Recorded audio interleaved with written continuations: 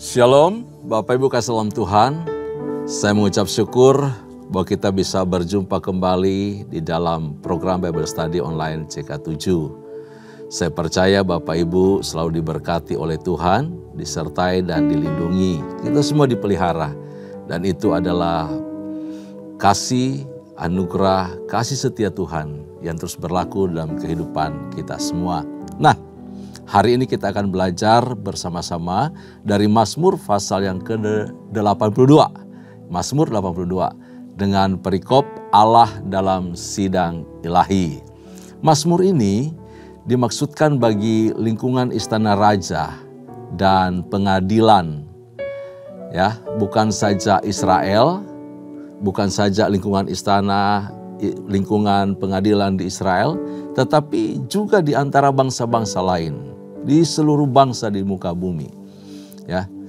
Akan tetapi, Bapak Islam Tuhan, Mazmur ini mungkin juga terutama ditulis bagi para hakim yang memerintah di Israel.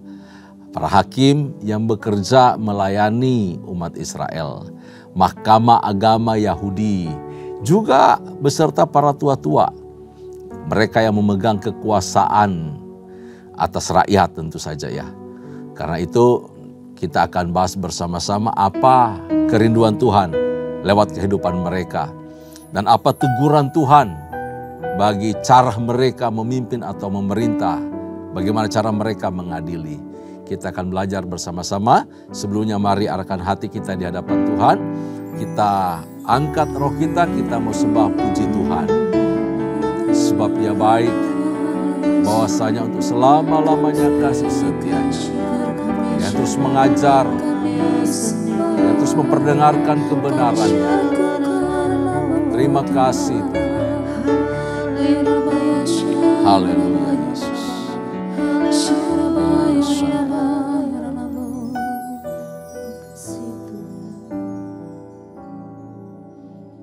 Betapa dahsyat Engkau Tuhan, Pencipta segala yang ada,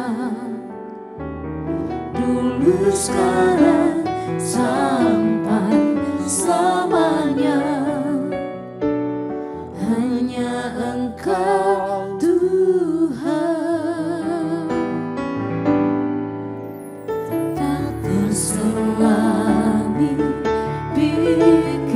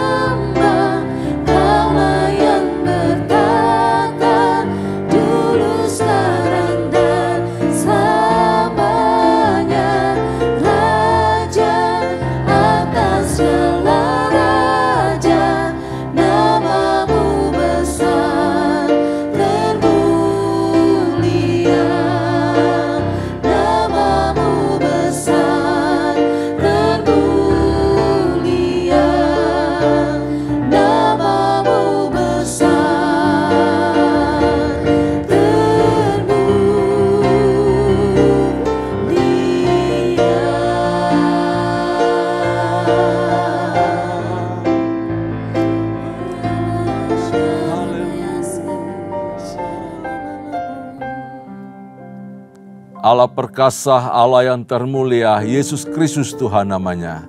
Kami bangga punya Allah seperti Engkau. Allah yang mengintervensi seluruh keberadaan kami, seluruh hidup kami. Allah yang juga mengadili setiap orang, setiap pribadi.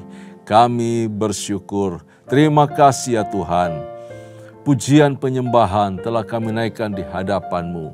Kini umat-Mu siap sedia untuk diberkati oleh Tuhan dengan kebenaran firman-Mu. Rapi dan berkati kami semua supaya ketika kami membaca, kami merenungkan firman-Mu, kami beroleh hikmat pengertian daripada Allah. Kami dikuatkan iman kami, roh kami dipulihkan, dan kami semakin membangun hubungan yang indah di dalam Engkau. Terpuji nama-Mu ya Tuhan, berkati firman, berkati kami semua. Dalam nama Yesus Tuhan kami bersyukur, kami berdoa, haleluya, amin, amin. Puji Tuhan. Bapak Ibu, langsung saja kita buka Alkitab kita di halaman 635 di buku Alkitab saya, halaman 635, yaitu Mazmur pasal yang ke-82 yang akan menjadi pokok bacaan kita pada hari ini. Dengan judul Allah dalam Sidang Ilahi, Mazmur Asaf. Saya akan pandu kita membaca seluruh bagian ini karena hanya 8 ayat saja. Demikian firman Tuhan, Allah berdiri dalam sidang ilahi di antara para Allah, Ia menghakimi. Berapa lama lagi kamu menghakimi dengan lalim dan memihak kepada orang fasik? Berilah keadilan kepada orang yang lemah dan kepada anak yatim. Belalah hak orang sengsara dan orang yang kekurangan. Luputkanlah orang yang lemah dan yang miskin, lepaskanlah mereka dari tangan orang fasik. Mereka tidak tahu dan tidak mengerti apa-apa, dalam kegelapan mereka berjalan, goyanglah segala dasar bumi. Aku sendiri telah berfirman, kamu adalah Allah, Allah kecil ya, dan anak-anak yang maha tinggi. Kamu sekalian, namun seperti manusia kamu akan mati, dan seperti salah seorang pembesar kamu akan tewas. Bangunlah ya Allah, hakimilah bumi, sebab Engkaulah yang memiliki bangsa-bangsa. Bagian ini butuh penjelasan yang baik supaya kita tidak salah memahami kalimat-kalimat yang ada di ayat-ayat yang telah kita baca. Nah, penjelasannya begini, Bapak Salam Tuhan, di ayat pertama, Allah berdiri dalam sidang ilahi di antara para Allah, Ia menghakimi. Jadi Tuhan, Allah Israel digambarkan berdiri dalam pengadilan atau sidang ilahi. Dia sendiri memimpin pengadilan itu dan dia mengadili para hakim yang tidak adil, yang menjalankan pemerintahan, yang menjalankan proses peradilan dengan tidak jujur, dengan cara yang tidak benar, tidak baik. Termasuk juga raja-raja atau pemimpin yang lainnya. Gitu. Ya. Kenapa Allah menghakimi mereka dalam sidang ilahi itu?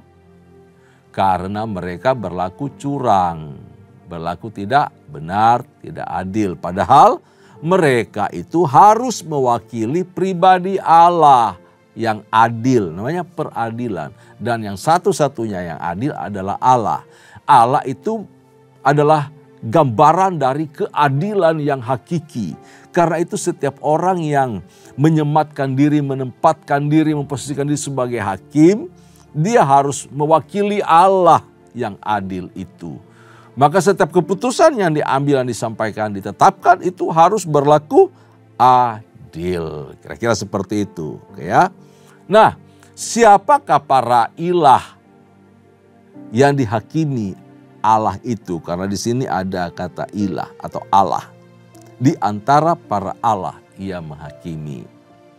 Nah, tadi sudah saya singgung, itu para hakim kah atau para raja kah? Ya, ada beberapa kemungkinan lain ya yang bisa kita sampaikan di sini, singkapkan di sini sesuai apa yang ditafsirkan oleh para ahli untuk pasal 82 ini. Apa saja, siapa saja mereka? Pertama, mungkin saja para ilah ini adalah para pemimpin umat. para pemimpin umat. Ini kalau konteks umat Timur Tengah dulu banyak kan jenjang pemimpin-pemimpinnya.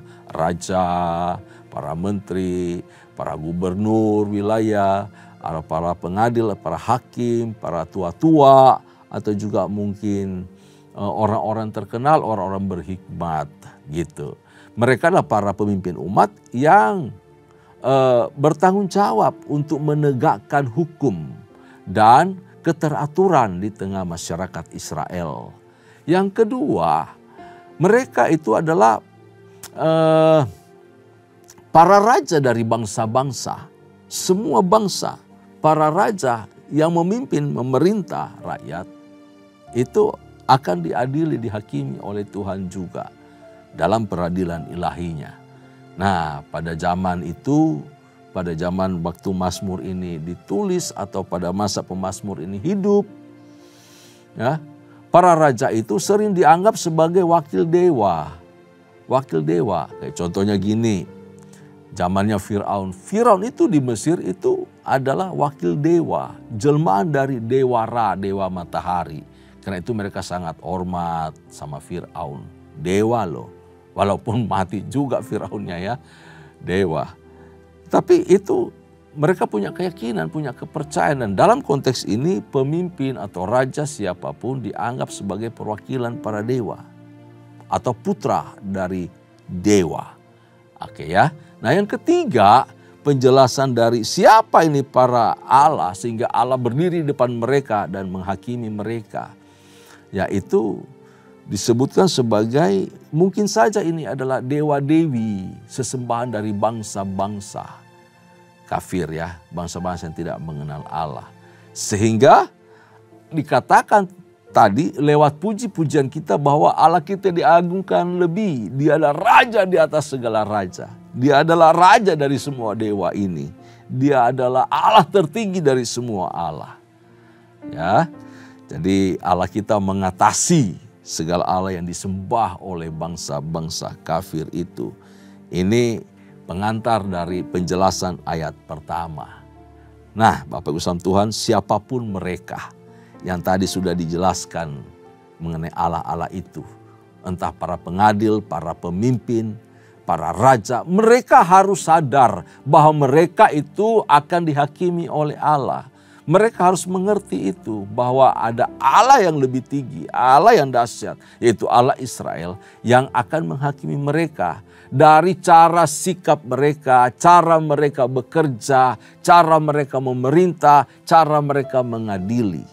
Nah, banyak bangsa, banyak negara, Bapak Islam Tuhan, bergumul, termasuk bangsa Indonesia. Di masa kuno dulu bangsa Israel juga mengalami pergumulan yang sama bagaimana para pemimpin memerintah. Nah, kalau kita sekarang ini, waduh, menjelang pemilu tahun 2024 nanti, ini udah marak penangkapan para koruptor, ya, menjalankan kehidupan yang perilaku koruptif di dalam pekerjaan dan pelayanan mereka. Mengerikan sekali, rakyat dirugikan, bangsa dirugikan. Jadi banyak bangsa, banyak negara bergumul untuk hal itu. Kenapa? Karena di hampir semua lembaga negara, spirit koruptif itu merajalela, menguasai mereka. Mereka terpilih menjadi kesempatan bagi mereka untuk koruptif di sana. Ternyata mereka orang-orang koruptor juga. Di kampanye berteriak anti korupsi, tetapi di dalam hatinya tersimpan kesempatan gua terpilih, gua korupsi juga. Nah ini, jadi dengan segala berbagai ide, dengan segala pemikiran-pemikiran yang kreatif, mereka bikin alasan. Enggak kok, kami studi banding. Ini kok memang dana ini, uang ini adalah uang lelah. Kelebihan transportasi, segala hal. Mereka untuk memberikan nilai anggaran di sana, menyematkan untuk apa kira-kira uang itu, dana itu dipakai. Nah ini contoh-contoh, tapi di mana saja itu berlaku, terjadi, ya. Dan kita perhatikan para pengadil di ruang pengadilan, hakiman apapun itu, perhatikan, keadilan itu bisa dibeli. Hakim bisa disogok. Waduh, mengerikan Bapak Islam Tuhan. Yang salah bisa dijadikan benar. Yang benar diputar balik jadi salah. Bukti-bukti bisa dihilangkan. Dikatakan tidak bisa memberatkan. Belum cukup bukti. Semua hal tergantung lobby. Semua tergantung lobby. Semua tergantung hubungan. Semua tergantung uang. Jumlah bilangan uang yang ditawarkan untuk membayar kebebasan. Untuk membayar peradilan itu. Supaya dia tidak dihukum. Tidak divonis sebagai orang yang bersalah. Nah kayak gitu. Karena itu Bapak Islam Tuhan, pemazmur menegaskan kembali fungsi dari para pemimpin, para hakim, para pengadil di sini, para tua-tua, para raja, supaya apa? Mereka bertindak konsisten dalam bertindak, ya, di dalam memimpin rakyat. Mereka harus konsisten, mereka harus bertindak adil. Sungguh-sungguh untuk kepentingan rakyat, bukan untuk kepentingan diri sendiri. Untuk kemakmuran sendiri, untuk memperkaya diri sendiri. Mereka harus bertindak benar, mereka harus belajar melakukan semua dengan tegas, memutuskan dengan tegas, menjalankan hukum dengan tegas, tetapi penuh dengan kerendahan hati. Kenapa? Itu pelayanan kepada publik, kepada rakyat. Rakyat yang memilih mereka. Mereka harus melayani rakyat dengan baik, dengan adil, dengan rendah hati. Begitu. Ini yang mau diungkapkan oleh pemazmur di sini, mengingatkan juga para pemimpin Israel secara khusus supaya mereka berlaku setia, berlaku adil, berlaku benar di dalam memimpin umat. Nah, yang kedua, apa yang sedang mau dikemukakan oleh pemazmur di sini, oleh si Asaf ini, bahwa mengingatkan akan tugas para hakim. Penting sekali ini. Di ayat 3 dan 4 diberitahu, berilah keadilan kepada orang-orang yang lemah dan kepada anak-anak yatim, belalah hak orang sengsara dan orang yang kekurangan. Luputkanlah orang yang lemah dan yang miskin, lepaskanlah mereka dari tangan orang fasik. Jadi ada tuntutan kepada para hakim, Bapak Islam Tuhan, supaya apa? Supaya mereka mempergunakan kekuasaan, mempergunakan wewenang, menjalankan tugas mereka itu dengan baik, dengan benar, dengan disiplin tentu saja, ya. Semua harus berjalan dengan baik karena mereka harus mempertanggungjawabkan semua tugas mereka. Itu bukan cuma kepada rakyat, bukan cuma kepada atasan mereka, tetapi terlebih kepada Tuhan. Mereka itu telah Allah tetapkan untuk menjadi pelindung bagi orang yang lemah. Itu tugas mereka, melindungi, menjaga orang lemah. Karena apa? Orang lemah itu paling selalu jadi sasaran empuk, ya, perbuatan orang-orang jahat, tindakan-tindakan orang jahat. Kasihan mereka, menderita oleh karena perlakuan orang-orang jahat. Jadi para hakim di sini harus melindungi orang lemah, melindungi, menjaga anak-anak yatim. Kalau anak-anak yatim tuh berdoa, berteriak sama Tuhan, waduh, Tuhan itu bisa hajar pemimpin-pemimpin. Kenapa? Allah selalu membela hak orang lemah. Allah ada pembela, ayah, bapak bagi anak-anak yatim. Jadi betapa Tuhan itu peduli. Dalam hal hubungan sosial, Allah memperhatikan. Karena itu hati yang sama juga harus dimiliki oleh orang percaya. Dalam hidup kita, kita harus punya hati seperti pemimpin-pemimpin di gereja. Harus memperhatikan orang miskin, orang lemah, orang susah, anak-anak yatim. Harus dipedulikan mereka. Sungguh-sungguh menjadi perhatian kita. Dulu kalau mendengar kesaksian gembala sidang kita, Pak Niko, Tuhan bertanya kepada dia, Niko, kamu mau dikenal apa gereja ini? Sebagai gereja seperti apa? Wow. Dan Pak Niko menjawab, gereja ini dikenal dengan gereja yang peduli kepada orang lemah. Gereja yang peduli kepada orang susah, orang miskin. Jadi Bapak Islam Tuhan, DNA kita adalah DNA gereja pemulihan Pondok Daud. tetapi di dalam hati seorang pemimpin juga ditanamkan hati yang peduli kepada orang susah, orang miskin, orang lemah. Para pemimpin gereja, gembala-gembala cabang, para pengerja, mari taruh hati kita kepada apa yang menjadi kehendak Tuhan untuk adil, untuk memperhatikan orang lemah, membela hak-hak orang susah, orang miskin. Tentu saja semua punya jalur ya di gereja. Ada cara penanganannya, ada bidang yang menangani. Tetapi semua harus dituntun dengan aturan yang jelas, dengan baik. Semua pasti berjalan dengan tertib sesuai yang Tuhan inginkan. Bapak Ibu dalam Tuhan, orang-orang yang duduk di dalam posisi memimpin, mengadili sebagai raja, sebagai tua-tua di tengah masyarakat, mereka harus menegakkan keadilan tanpa memihak, ya, tanpa membela orang yang kaya. Mereka harus membela hak orang sengsara, orang miskin dan tak berdaya. Karena apa? Mereka selalu jadi korban. Nggak punya uang bayar hakim kok. Mereka nggak punya kekuatan untuk menyewa orang jadi tukang pukul, jadi bodyguard, jadi apapun juga. Kasihan. Sedangkan orang kaya enak-enak aja. Dengan uangnya dia bisa menyuap, bisa membayar. Sehingga mereka aman-aman saja. Para pemimpin itu harus menyelamatkan orang-orang yang sudah terlanjur jatuh bahkan ke dalam jebakan para penindas. Dan mereka harus dilepaskan dari sana. Itu tugas para pemimpin. Membebaskan jemaat dari kondisi sulit, susah. Beri mereka pengertian bagaimana cara keluar dari kesulitan, kesusahan. Tolong mereka. Supaya mereka juga bisa merasakan hidup diberkati Tuhan seperti apa. Kita harus memperhatikan. Tentu ada caranya, ada jalannya. Tuhan akan kasih hikmat kepada para pemimpin. Tetapi hati itu harus ada dulu. Lalu kita mau beraksi, bertindak, Tuhan pasti buka jalan. Tuhan pasti kasih kita pengertian yang baik. Caranya seperti apa. Lalu yang ketiga dari Mazmur 82 ini, apa yang hendak kita pelajari, kita perhatikan bahwa ternyata ada, jelas diulangi lagi, ada kemerosotan akhlak dari para hakim yang jahat. Dan kejahatan yang mereka lakukan terus menerus. Di ayat yang kelima diberitahu mereka tidak tahu dan tidak mengerti apa-apa. Bayangin mereka pura-pura atau tidak mau tahu. Ya, dalam kegelapan mereka berjalan. Jalan mereka tuntun dalam kegelapan.